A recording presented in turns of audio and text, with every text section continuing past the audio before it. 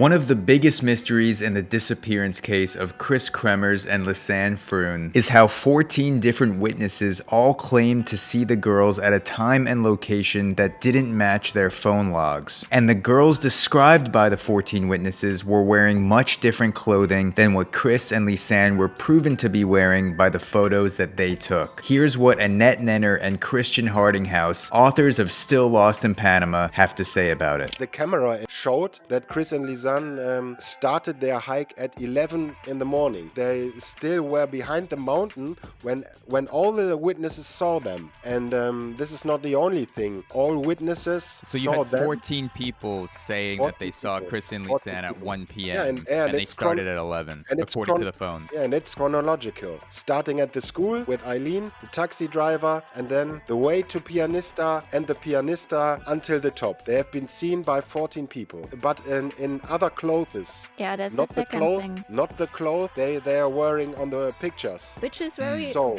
weird because all the witnesses, they describe more or less the same clothes, black and white. And then once the camera was found, pictures show that they wore very colorful clothes.